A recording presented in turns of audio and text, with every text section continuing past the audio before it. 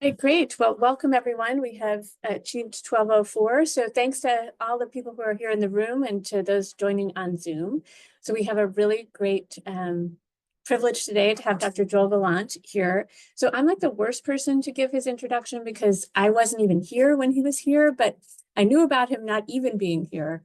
And as I was like looking over his CV and all the things that you could say, the seminal work, that I just think that like the imprint that he left here on this institution as someone who came here after he left as the person who would always know the best thing to do to care for people living with HIV is probably the best way to describe him.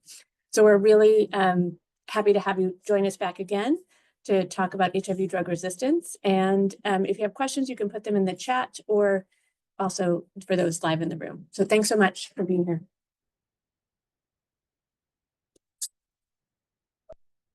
Thank you, Eileen. A very kind introduction. It's so great to be back here, even in the same room on the same day at the same hour. The Osler tie was given to me like my last day at Hopkins 12 years ago. I've never had occasion to use it. And so I thought, oh, it's Friday, I can wear it. In fact, I have had very little occasion to wear a tie at all in the last 12 years. We used to have these Friday meetings, and we mostly worked on the whiteboard, and it was a lot about bad resistance, mutations. We spent a lot of time talking about individual mutations. I'm not going to do any of that today, really. This is going to be kind of partly a history lesson, and it'll be very familiar to some of the older folks in the room. But it's going to focus on resistance. So what we learned over the 4 decades plus, and what I think is kind of my predictions for the future about resistance. Let's see. Here are my disclosures, most important of which is that I retired from Gilead about a year ago, and I'm doing clinical trials for lots of companies in Santa Fe. So these are the objectives the CME office forced me to use, but the real objective is to learn something about history and resistance and to be entertained in the process. That's what I would like to write, but I knew it would get shot down quickly. So, of course, the epidemic began in get rid of this little thing here, all these little gizmos. Get rid of this one.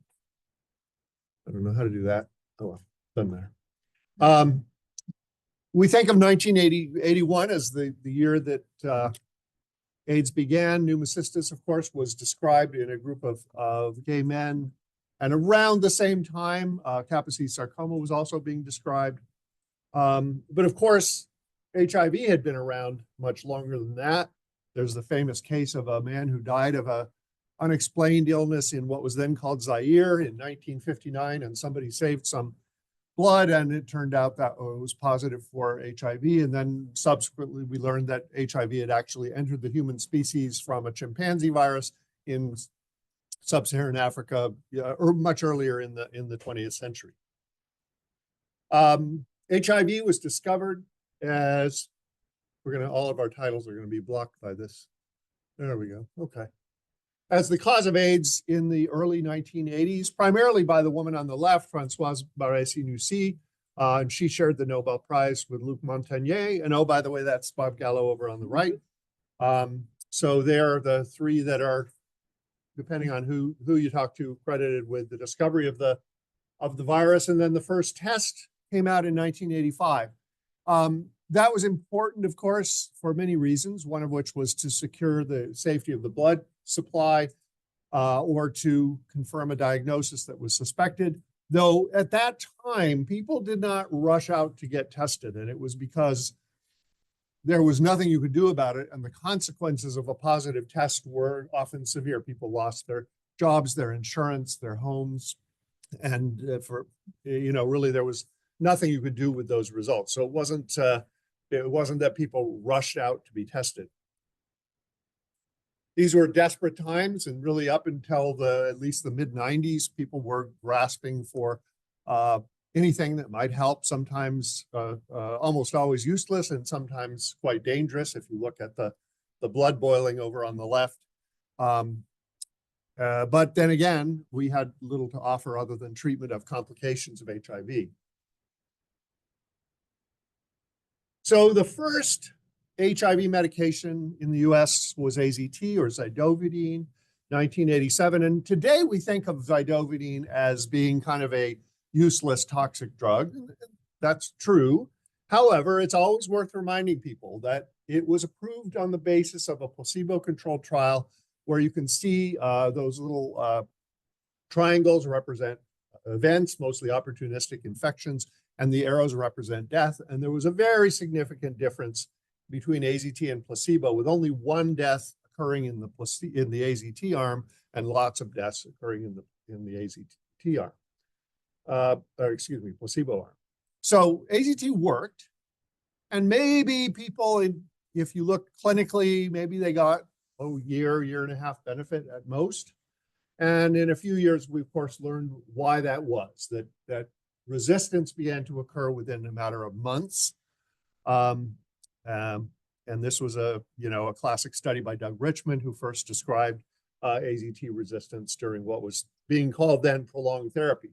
But you're seeing this in a matter of months. And of course, we later learned that with AZT and with other thymidine analog nucleosides, you were accumulating what are called thymidine analog mutations, or TAMs, one by one. There were 6 of them. You could get all 6 if you hit the lottery wrong.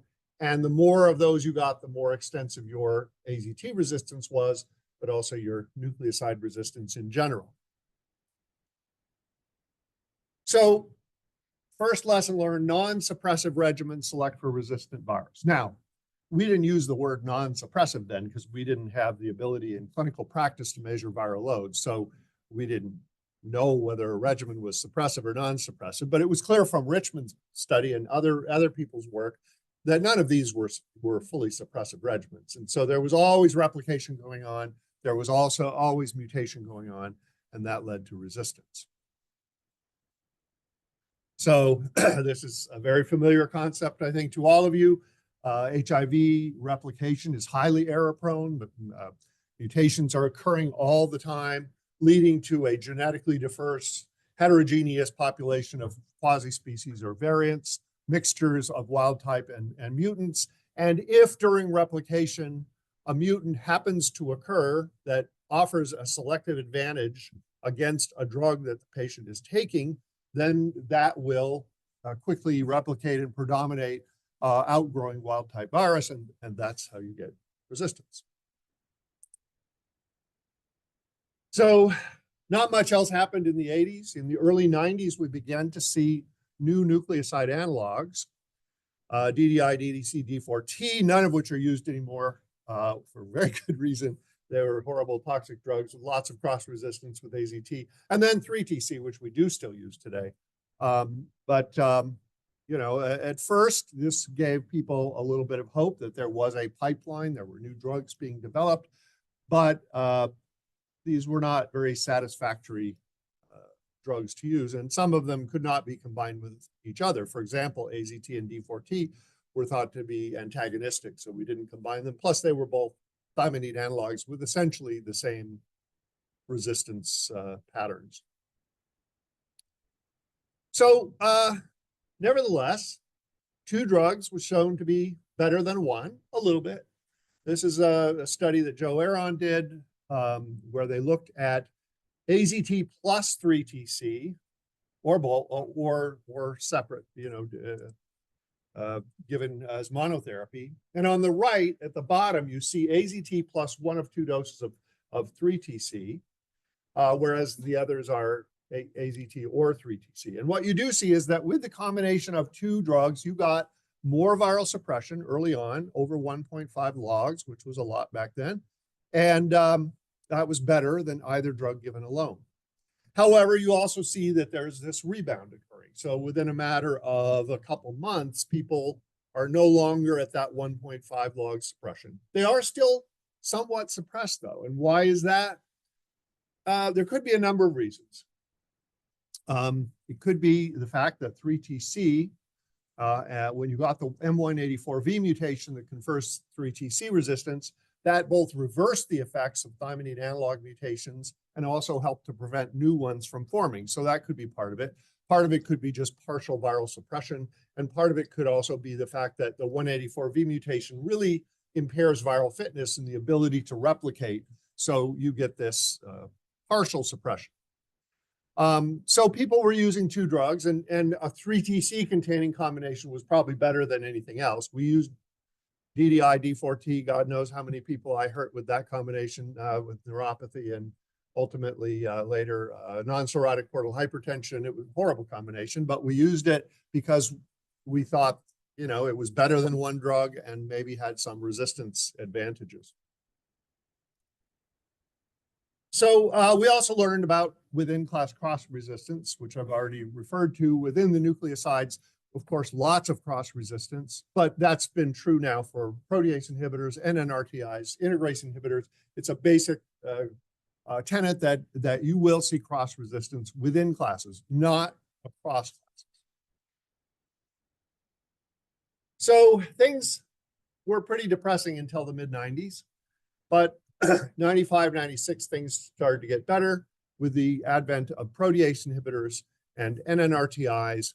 And we learned that you could actually prevent resistance if you had fully suppressive regimens, which we never had until 1995.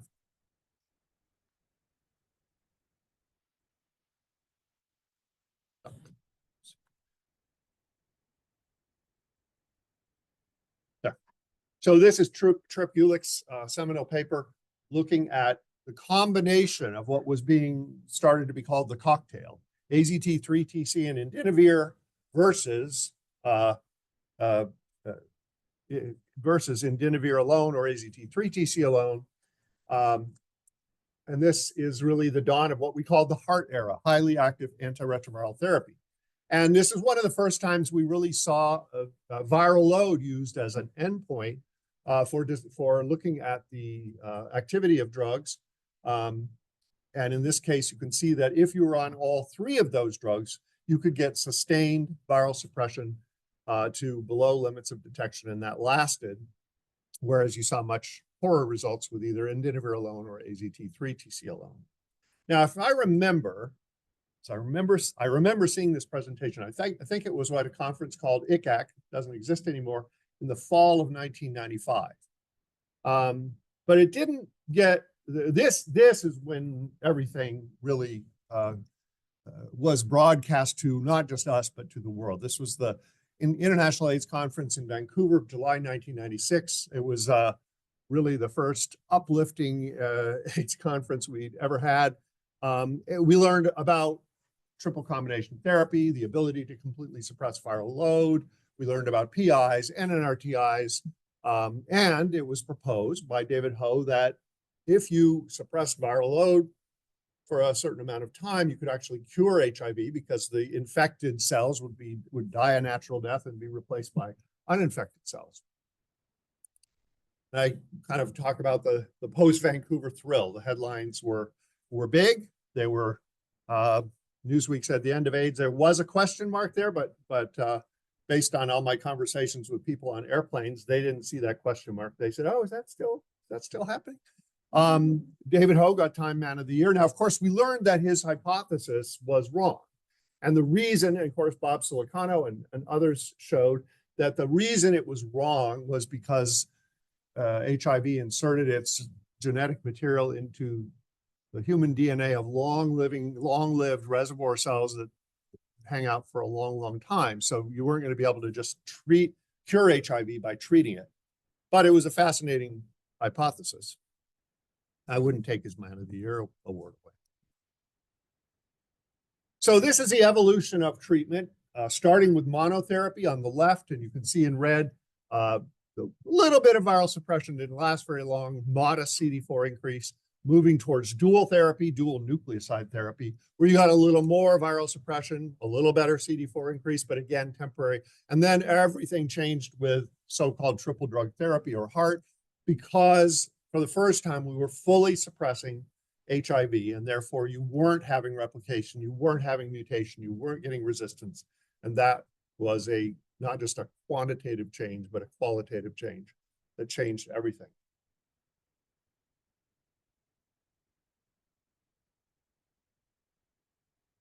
And here are data from our own HIV clinical cohort.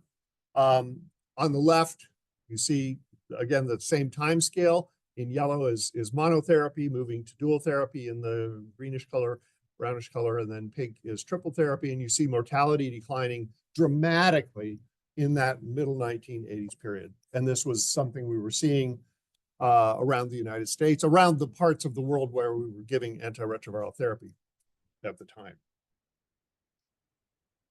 Now, the problem was, yes, resistance can be prevented with fully suppressive regimens, but you had to be adherent to them. And these were tough regimens. So that famous tributyl cocktail of indinavir, AZT, 3-TC, typically you were taking AZT twice a day with food because it was hard to take on an empty stomach, but you were taking indinavir every 8 hours, at least a half an hour before a meal and at least 2 hours after a meal. And I used to repeat that so often, it's still in my brain. I can just say it without, even though I haven't given indinavir in decades. And so you were taking 5 different doses a day, very strict meal restrictions, food restrictions. And it was a horrible combination. The AZT made you tired and anemic and fatigued and nauseated. The indinavir gave you dry skin and ingrown, paronychia, and your hair fell out. And then of course you got kidney stones. And I mean, these were tough regimens. So yes, there were people who were fully adherent to them and they did well, but often at great cost. And many people simply could not do what it took to adhere to those regimens. There are also a lot of people who had been doing exactly what we told them to do through the late 80s and early 90s, taking their nucleoside monotherapy, then their dual therapy. And by the time indinavir came out or other drugs, they were so resistant to the nucleosides that you were just adding a single agent to a failing regimen, which was a recipe for further resistance. So this is the impact of treatment adherence on resistance. On the left, you see the ideal situation where somebody's taking every dose as prescribed. Their C min is well above the EC95, which is where you start to get the risk of resistance. That IQ, or inhibitory quotient, is that buffer zone between the EC95 and the C min. You want that to be big.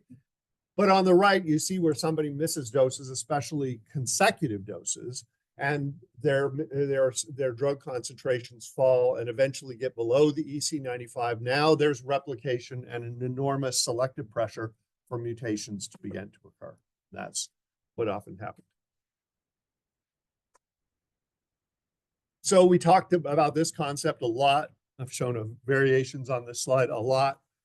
If you're either not prescribed ART or you're prescribed it but not taking it, there's not really much of a risk of resistance because there's no selective pressure. Wild type has the advantage over any mutant and will be the predominant strain.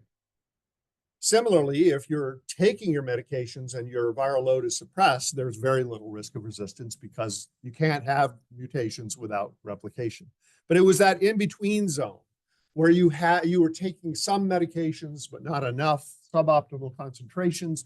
That's where you're selecting for these mutant quasi-species. And we used to argue all the time about, well, how much adherence do you need? Now, we used to throw around the number 95% a lot, especially with unboosted protease inhibitors, and that might have been correct. Of course, as time went on, drugs got better, and that degree of adherence was no longer necessary. Although I still hear people say, "Oh my God, I missed a dose. I'm surely going to fail and become resistant." Not true anymore. And then we also learn about 2 different kinds of barriers to resistance: pharmacokinetic or PK barriers and genetic barriers. And ideally you'd have both, but we didn't really have drug regimens back then that had both. You got one or the other. And sometimes the PK barrier compensated for low genetic barrier. So here's the PK barrier. Obviously, it just has to do with the pharmacokinetics of the drugs. And what you'd like is a long half-life, so people don't have to take their pills very often. And you'd like to have a nice high C min that gives you a good IQ, which is your buffer against resistance. And an example here would be efavirenz.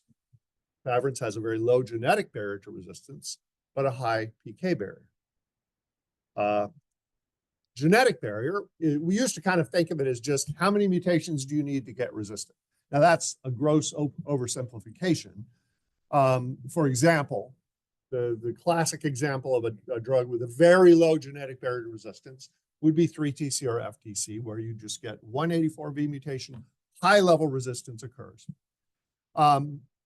Then again, you have tenofovir, where K65R is a single mutation that causes resistance, but it doesn't occur quickly or very often.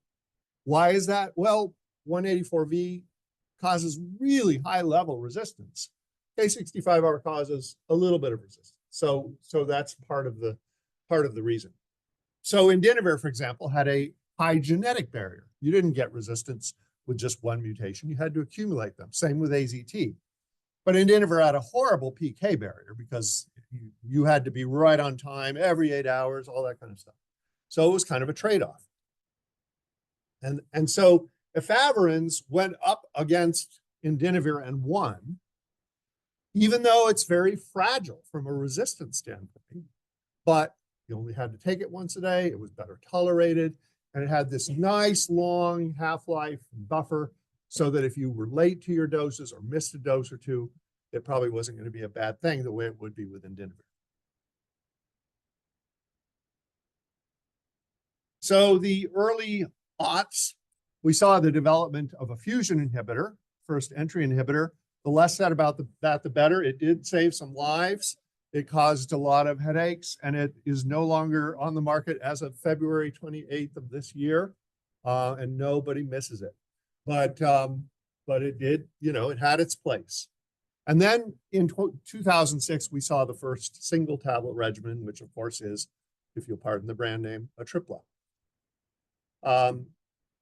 So from 1996 to 2006, 10 years, we went from handfuls of horrible toxic medications to a single pill a day. And frankly, a lot of people, not patients, but people like us, said 1 pill a day, 2 pills a day. We were already able to prescribe Truvada plus efavirenz as a 2 pill a day. And people said, what's the difference? 2, 1?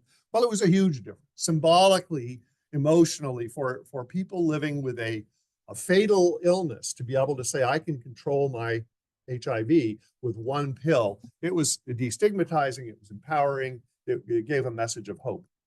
However, again, there were lots of people who were not candidates for this. They just had too much nucleoside resistance, and giving them efavirenz on top of an ineffective nucleoside regimen was a recipe for disaster. So a lot of people missed this opportunity because they'd been around too long. But the people who came in, newly infected, this was a great option for them. And it was the gold standard for an unusually long period of time. I can't remember how many years, but everything new that came out was studied against this combination. We also learned some mutations are more detectable than others. So what do I mean by that? So here's the effect of M184V on various nucleosides. And you can see that it causes very high level resistance to 3TC, also to FTC, almost like 200-fold decrease in susceptibility. Interestingly, it hypersensitizes to tenofovir and, for what it's worth, to AZT. So it's always been an interesting mutation. People used to say, oh, well, that's the good mutation, right? Because that mutation will reduce your fitness and it will increase the activity of tenofovir and AZT. Well, there's no such thing as a good mutation. It's just, it's a dark cloud with a silver lining. You'd rather have 3TC susceptibility than resistance, but at least it has some advantages. Now, the thing is, if you look at detectability, if somebody has 184V at baseline and then is no longer on 3TC or FTC or drugs that select for this mutation, by 6 months, you no longer can detect 2/3 of the mutation in participants. And by a year, virtually nobody has detectable 184V. In contrast, NRTI resistance happily floats around indefinitely. And so what's the difference? Well, 184V impairs viral fitness. It impairs replicative capacity.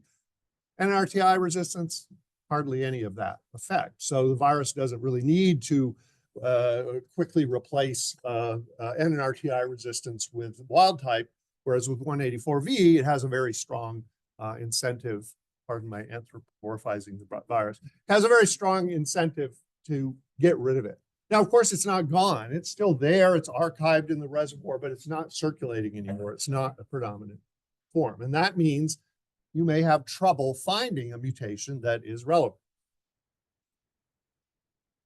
Now, so this brings up the limitations of the resistance assays that we started using in the late 90s.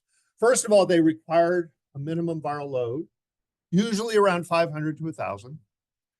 And we know that because established HIV, unlike acute HIV, is a population with lots of different variants, the RNA tests, both genotype and phenotype, were more likely to detect common circulating variants than minority variants or archive variants.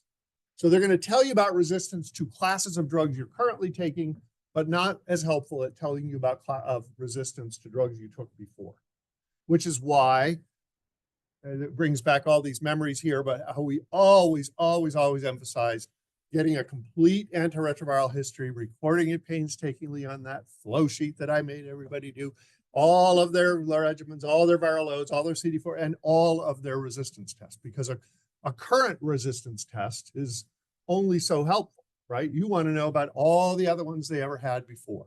And hopefully you're all still doing somewhere or another, even though it's a little less important. So one of the potential answers to these two limitations of standard tests was the proviral DNA genotype, often referred to as the archive genotype.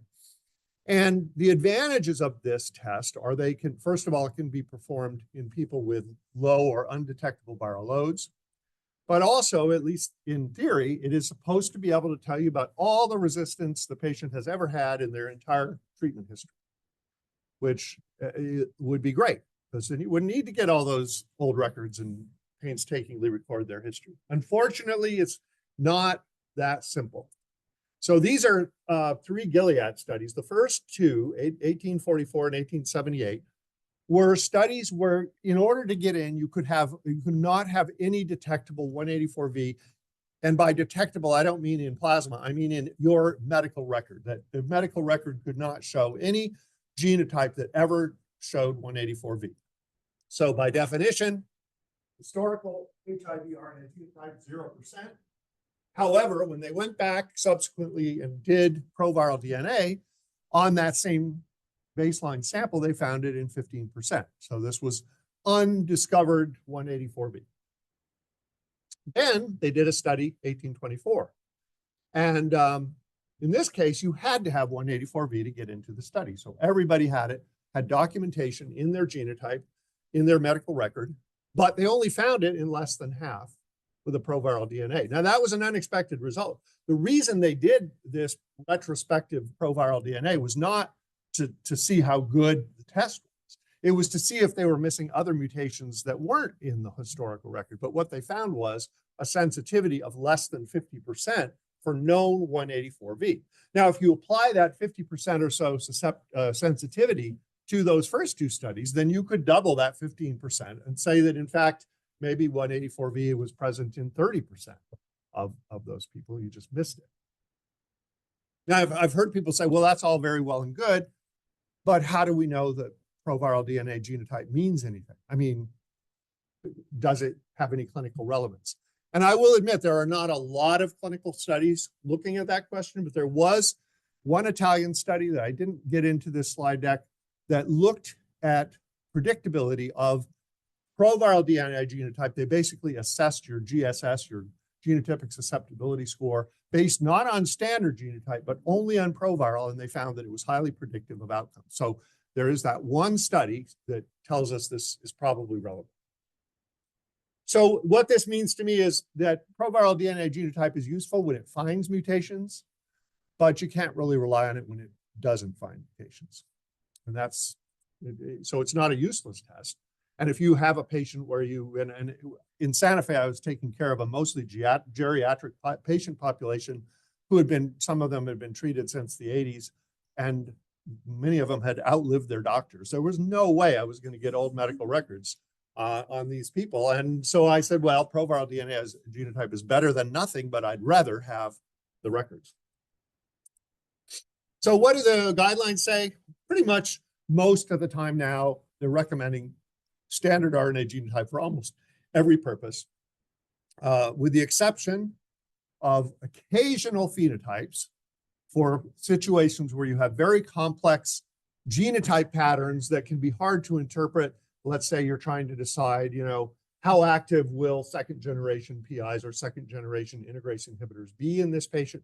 It can be helpful, but one of the rules we always talked about here, never order a phenotype without a genotype, because phenotypes are notorious for underestimating resistance caused by mixtures of wild type and mutant. And genotypes will show you that it's a mixture. So if you see a mixture with a mutant virus, you believe the genotype over the phenotype, which is going to say no resistance.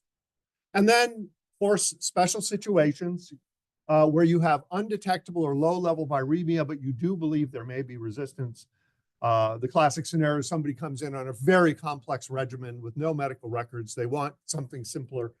This is where I might order a proviral DNA genotype with the caveats that we discussed. All right, so around 2007, I always think of 2007 as being another banner year in the history of HIV treatment, because it was when we suddenly had all these people that we talked about them on Friday all the time, CME meetings, somebody would present a complicated case of basically untreatable virus. What do you do with somebody whose viral load can't be suppressed with currently available agents? And that number of those people shrunk in around 2007 because we had new classes of drugs with new mechanisms of action, and we had what are called second generation drugs in existing classes. So here's the classic POWER study. This was darunavir-ritonavir in people with resistance. Here's raltegravir, the first integrase inhibitor. Here's maraviroc, an entry inhibitor for people with R5 tropic virus. Here's dolutegravir, the first second generation integrase inhibitor that had activity even in people with integrase resistant virus. And I left off etravirine here, but that was an NNRTI that worked in some people, even if they had efavirenz or nevirapine resistance. So a big important step forward in that we could treat a lot more people who we hadn't been able to treat very well. So here's some more lessons. We learned about the fact that high barrier regimens could prevent resistance. The first classic one was lopinavir-ritonavir. For reasons that I still don't think we've completely explained, but maybe somebody knows better. We don't really know why you just don't get resistance. Even when you fail on this, you don't get resistance. And that turned out to be true for other boosted PIs, dolutegravir and bictegravir, the two second generation integrase inhibitors. And this is a study, it's an old study, Joe Aron from 2010, but I still always like to show this, the Switchmerk study. This was a study where they took people who were suppressed on boosted PIs, and they randomized them to get the hot new thing, raltegravir, or to stay on boosted lopinavir. And what they found was, to their surprise, raltegravir was inferior to lopinavir-ritonavir, even though it was easier, safer, less toxic, but it was inferior. And why was it inferior? It was inferior driven by people who had previously failed therapy. And what wasn't completely understood at the time is raltegravir had a lower barrier to resistance. Lopinavir-ritonavir had a very high barrier to resistance. So essentially what you were doing is you were lowering the barrier to resistance by making the switch. And so it's not to say you can't do that, but if you do it, you really got to know their resistance history to know whether it's safe to do that. Sequencing. So this was a hot topic. Can't tell you how many CME talks I gave on this, on sequencing. Everybody talked about it. Should you start with AZT or should you start with D4T? Should you start with nalfinavir, even though it just takes one mutation to get resistant, so you could save the boosted PI for later when they failed nalfinavir? Nice idea, except the problem was most of the time you got a D30N mutation, no big deal, but sometimes you got an L90M mutation, which is a big deal. Then, even though people had dismissed these ideas, when integrase inhibitors came out, people said, should you start with raltegravir, save dolutegravir for later? Well, no, these are all dumb ideas. It turns out because we don't plan for failure anymore the way we used to. We assume success. And if it fails, we'll deal with that in the end. But this idea of planning for failure when you have really good regimens doesn't make sense. You should use the best regimen you have, and not think about, well, what am I going to do if this fails? But it did make for lots of interesting CME courses, including our own. So here's another one. Resistance is cumulative and long-lasting. Now, I used to say permanent. In fact, I once, when I worked at Gilead, I gave a lecture. I said, resistance is an irreversible toxicity. A lot of your toxicity will go away when you stop the drug, but once you have resistance, it's forever. So I called it an irreversible toxicity. And much to my embarrassment, they made a T-shirt with my face on it, and then it said, resistance is an irreversible toxicity. Never known anyone to actually wear that T-shirt, but now I'm beginning to question this, though, the permanent part. And there have been interesting studies recently, a lot of them done by ViiV, to say that if you had 184V a long time ago, it doesn't matter. You can use dolutegravir 3-TC. And studies that show, it depends on how long ago that mutation developed. I think there may be some truth in that. The problem is the nature of the studies the studies aren't strong enough to tell us what the threshold is. Is it 3 years? Is it 5 years? Is it 7 years? I wouldn't know how to say this person had 3-TC resistance so long ago that I'm completely comfortable ignoring it. Until we have that, I don't know what to do with these data, but at least it causes some of us to question whether clinically these mutations are relevant forever. And in non-suppressive regimens, you have to weigh the benefits of continued therapy with the risk of further resistance. Now, fortunately, this is not a big issue anymore. Again, we talked about it all the time in studies. They present us cases that people who couldn't be suppressed, and what would you do with them? And this is what the guidelines say. They say on the left, there are some drugs you might want to continue even though they're failing. Nucleosides, for whatever reason, when you stop nucleosides, even though patients are resistant to them completely, things go bad. Protease inhibitors, second generation integrase inhibitors. On the other hand, there are drugs that you really should never continue unless they're working. So NNRTIs, first generation INSTIs, CCR5 inhibitors, there's no benefit to them, and all you do is risk further mutations that could be relevant later. But again, we don't have to think about this much anymore because it's hard to find an untreatable virus these days. All right, so what's happened recently? Well, we've got 3 drugs with entirely new mechanisms of action: post-attachment inhibitor, attachment inhibitor, capsid inhibitor, so ibalizumab and fostemsavir and lenacapavir, all completely independent of each other. There's no pre-existing resistance. There's no cross-resistance with other classes of drugs. And this makes for lots and lots of options. So what am I going to predict for the future? I think the accumulation of multiple mutations resulting in extensive drug resistance, that's over. Why? Because it was mainly due to use of thymidine analogs and unboosted protease, where you accumulated mutations over time and you ended up with a whole bunch. So here's an example that this would not have shocked anyone back in the day. We've taken all of the genotype results, it's cumulative again, put them in the Stanford database, which I recommend. You see lots of TAMs, high-level nuke resistance, lots of non-nukes, high-level resistance, integrase inhibitors, high-level resistance to all of them. And he's got 3 darunavir mutations shown in bold, which means that he might get some suppression with twice daily boosted darunavir. So, sounds horrible. We'll come back to this person in a bit. Some mutations will continue to occur, 184V, non-nuke mutations. We do have new non-nukes with new mechanisms of action, but they're not high barrier agents.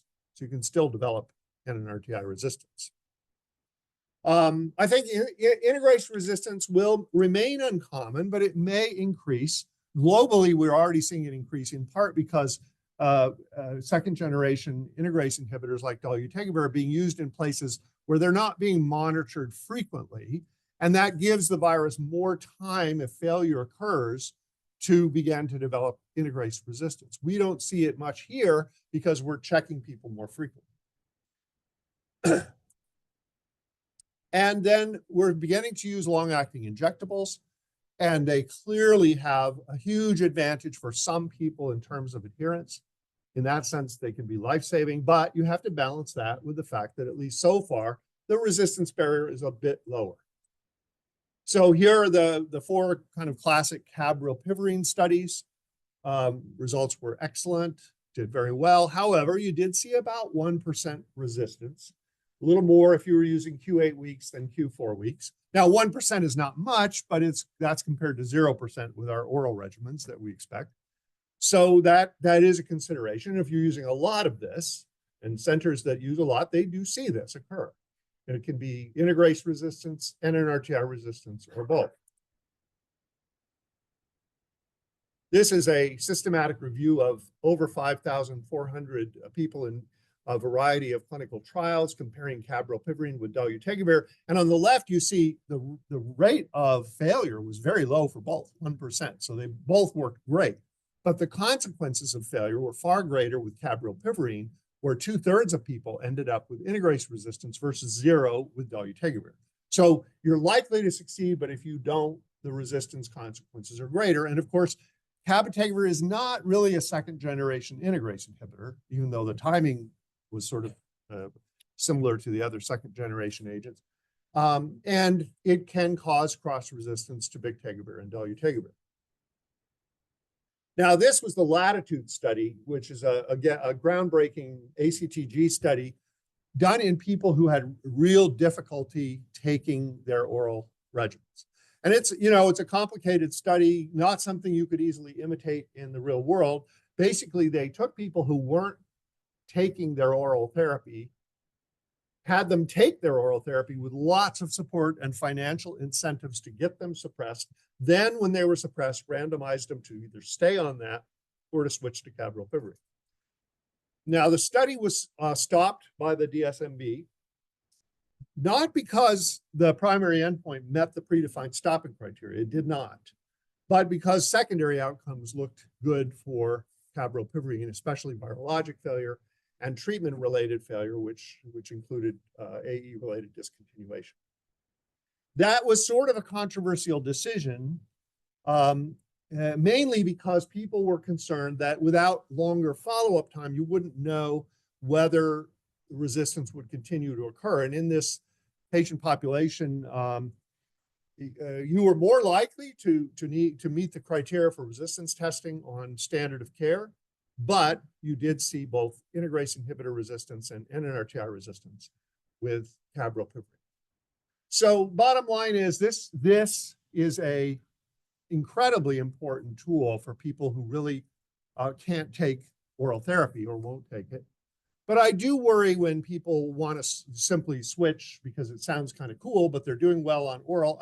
It's fine, but you just need make sure they're well informed that they're taking a very small risk of increased risk of resistance compared to what they were taking before. And the guidelines have stepped in on this because there are two concerns. One is CAB for PrEP, where we do see failures and infection despite perfect adherence. And then we see failures on cabrilpivirine despite perfect adherence. And so they basically said, if you develop HIV on CAB for PrEP, or if you fail cabrilpivirine, unless you have a genotype showing the absence of integrase resistance, you should use a boosted PI, usually boosted darunavir, which is good advice. And then there's this whole risk of resistance after discontinuation of long-acting agents for PrEP. And actually, it also applies to treatment. This so-called the tail phenomenon, and it applies not just to CAB, but also to potentially to lenacapavir. That people. This is CAB from the HPTN study by Rafi Landovitz, and you can see that months, even a couple years after last injection, people still have levels of the drug, and if there's, in the case of PrEP, if they're still at risk based on activity, that could lead to infection with drug-resistant virus. As I said, this presumably would also apply to lenacapavir. Now, we don't use lenacapavir early on in therapy at the moment, so it has less immediate consequences than CAB would, but still, it's an issue. Interestingly, this is not where we've seen the resistance so far. Most of the resistance we've seen with long-acting therapy is during therapy, even during therapy that's given on time. But maybe the drugs just haven't been around long enough for us to sort of see the consequences of what's currently sort of a hypothetical risk. So to conclude, resistance is cumulative, long-lasting, may be permanent, and can affect present and future treatment options. Cross-resistance is common within drug classes. Resistance can be prevented now with appropriate selection of antiretroviral agents and management of failure. And we should be able to suppress almost everybody now, at least here in this country when we have availability of second-generation agents and drugs with novel mechanisms of action. So to go back to this, this resistance case, can he be suppressed? Of course. Here's one choice. He was treated with lenacapavir every 6 months, fostemsavir, boosted darunavir twice a day, and he did well. So, you know, a few years ago, that would have been a nightmare scenario. And now this is only one of several options that you could come up with to treat this person with a relatively simple regimen that should be fully effective. So that's my talk.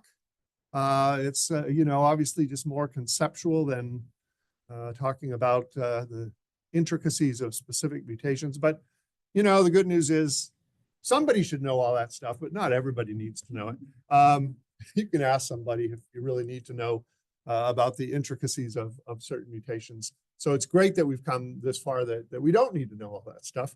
But I hope that's been helpful. And now I'd love to take your questions or comments. Thank you.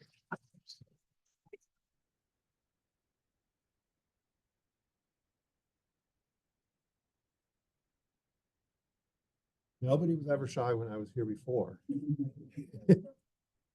Yeah. Well, I'm glad you brought that up because, you know, I think we often assume that resistance is due to non-adherence. And it often, these days, it usually is if it's new resistance. But in this person who had been infected, who'd been started treatment with AZT monotherapy, he's resistant because he did exactly what we told him to do. Right? We told him to take monotherapy, he did. Told him to take dual therapy, he did. We told him to add indinavir, he did. He did all the stuff. And I always like to quote Brian Gazzard. Let me see if I can get this right. He's a famous HIV doc from London. He said, the patients who have done the best are the ones who lived long enough to realize that my previous advice had been incorrect. So there's a lot there. Obviously, they had to survive, right? But they did what he told them to do. And it turned out, well, it's not that it was the wrong advice. It was all we had. But we know today that some of the things we did were the cause of resistance. So this person, in fact, was highly adherent. Maybe he was too adherent. But that was what got him into trouble. But you're right. A person today who develops resistance, adherence is more likely to be. Oh, you want?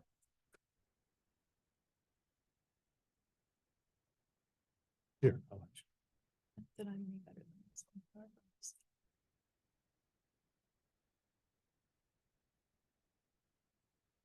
one. Barbara's eating the same pizza.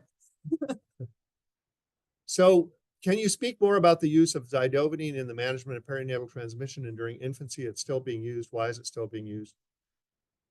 Yeah, I'm probably the wrong person to answer about that. I mean, obviously it's based on old data that said that it was helpful, but how important is that? I had a patient in Santa Fe, a woman who very educated, was pregnant. She said to me, now I am not going to take AZT and my baby is not going to get AZT. And I said, okay, I think you're well informed. I think that's fine. We'll talk to the OB and pediatrics people when it happens.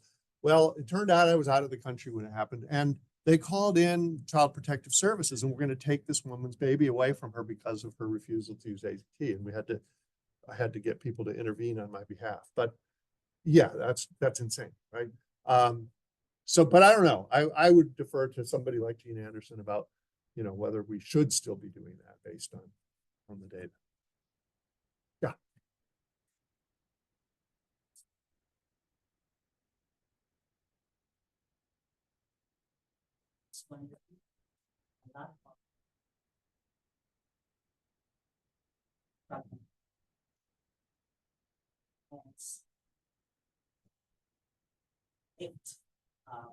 Resistance associated mutations like that.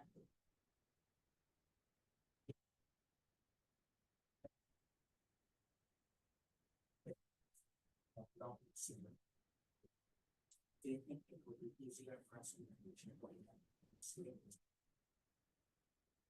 I don't know the answer to that. I'm not sure I'm qualified to answer. Is there anybody in the group who's studying that? Yeah. Yes. Yeah. Yeah. Exactly. Given the data you share about the consequences of failing viral testing for equivalent resistance. Yeah, it's a great question. So I was at UCSD and I was talking, they use a ton of cabrolipine and they've seen much less than 1% resistance. So the clinical trials and most observational cohorts are showing 1 to 2%. Theirs was way under that. And I asked them, so what are you doing differently than the trials did? Well, they have the usual, intense follow-up and case management and people calling and all that, but so did trials. What they did though is they did proviral DNA in everybody. And if somebody had non-nuke resistance, especially rilpivirine resistance, which they did uncover at some point, they wouldn't use it. And they also had, they were very careful about not using it in obese people where you might not get into the right place. So I don't know if that was why they had better results or not, but I think if there's any suspicion, somebody who's taken a non-nuke in the past, I think it's not an unreasonable thing to do.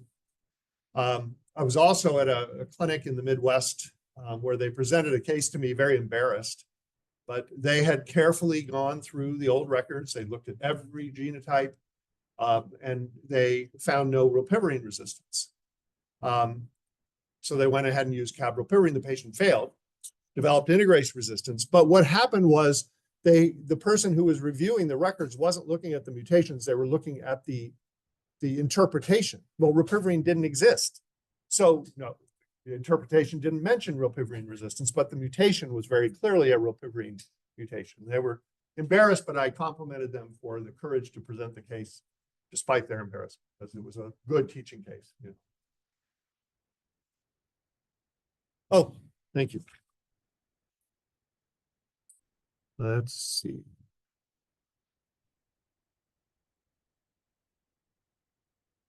Oh, thank you, Gene.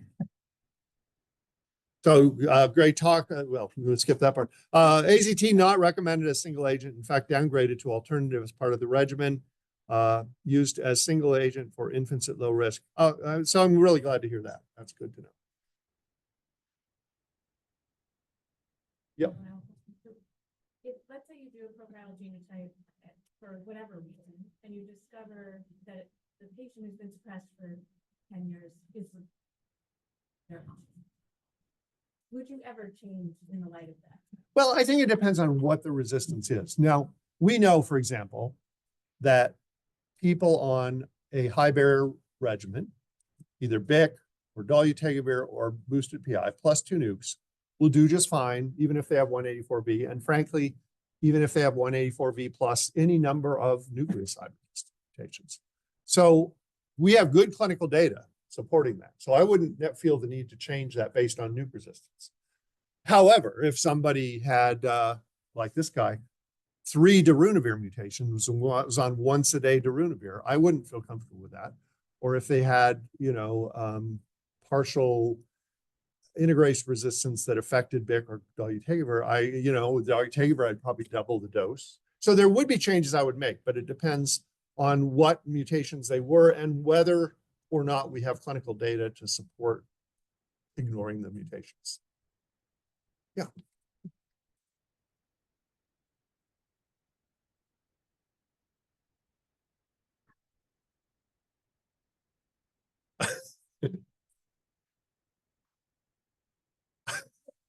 That was kind of me to say that.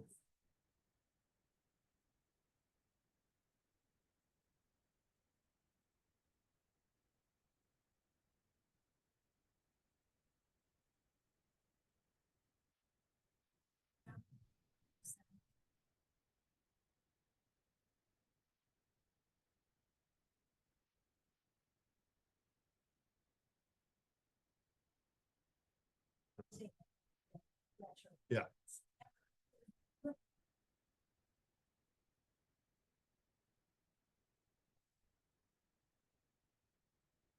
Yeah.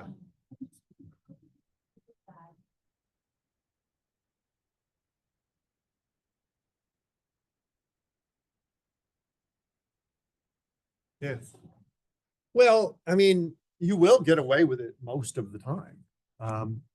The question is most of the time okay? And in a study done in that environment, most of the time is what you're going for, right? I mean, these are almost like there's studies that we do here in the US where it's designed to influence your treatment of a specific patient, and studies that are done to look at more of a public health approach where everybody gets sort of the same regimen, and it works in a majority of people. If you remember that the indinavir monotherapy versus AZT, quite a number of people did very well on indinavir monotherapy. We would never, ever do that. But it informs the situation to say that you're going to get away with it most of the time. You get away with a lot of things most of the time with the regimens we use, but it wouldn't be something I would do in somebody where I had a choice.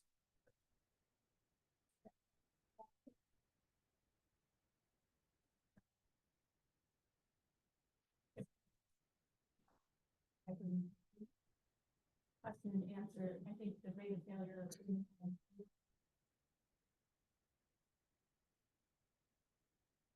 in your sequencing, they didn't pull out the mutations that were hypermutant versus the ones that were true.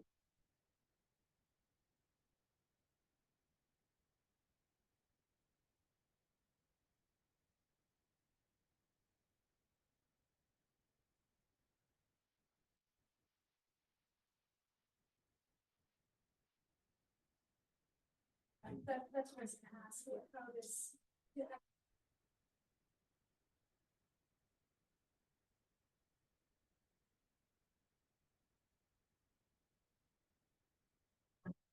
Or so it might come out from virology. I hope I'm on that Zoom call. Questions? Oh, sorry. There's a lot of excitement about lenacapavir as a treatment. Yeah. Once or twice a year, but if it was still missing the ideal. Yeah. Partner molecule. Right. And you will speculate, who. Yeah. Would be lucky again. Yeah. So, lenacapavir can be dosed every 6 months for treatment, and they're looking at it on a yearly basis for a prevention. But the chances that we will find a companion drug that will have also every 6-month dosing are low, with the one exception are the studies of lenacapavir with 2 broadly neutralizing antibodies. I think a lot of people are, for understandable reasons, a little skeptical about whether that will ever see the light of day, but it is the only every 6-month regimen actually being studied. Now, lenacapavir is being studied with drugs that have shorter, more frequent dosing, but possibly every 2 to 3 months is feasible. And we would just, they at Gilead would adjust the lenacapavir so that it was given at the same interval. Of course, there's also oral. There's lenacapavir, islatravir every week, and there's a number of other weekly orals that are being looked at with lenacapavir or without. Also, it's not long acting, but lenacapavir daily with bictegravir for people with pretty much any type of resistance other than integrase resistance is being looked at. So I'm not sure we're going to get anytime soon to a true every 6-month treatment regimen, but we might get to something that's every 3 months. Every 2 months. And if it can be subcutaneous, that's an advantage over intramuscular. So we'll see. But So for the failure of cabribacter, does that suggest that there's going to be a global change in HIV?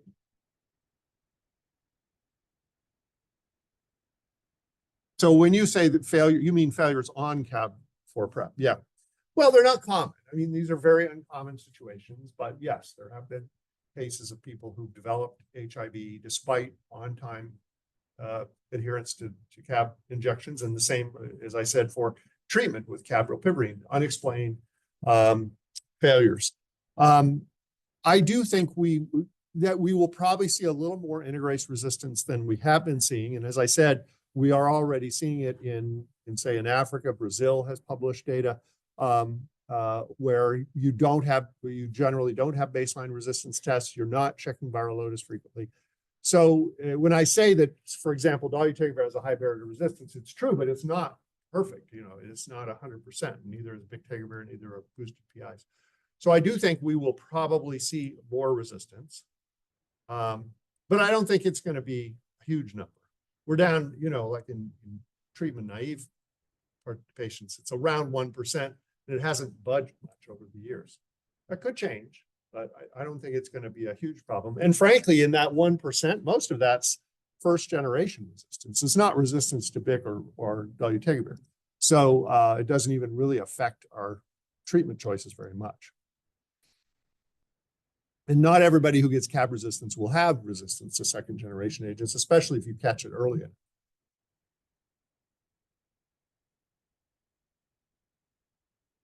Well, thank you all very much. This has been fun.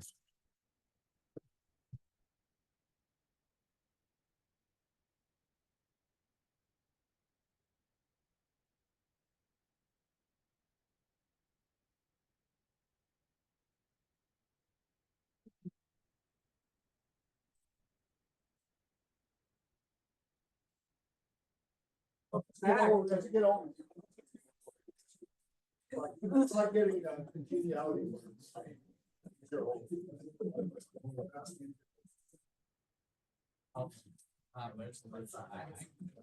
Glad I never remembered any of those mutations.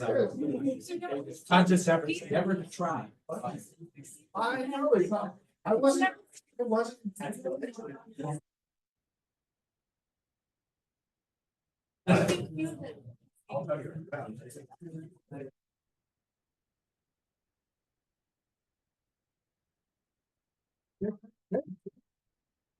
Surviving.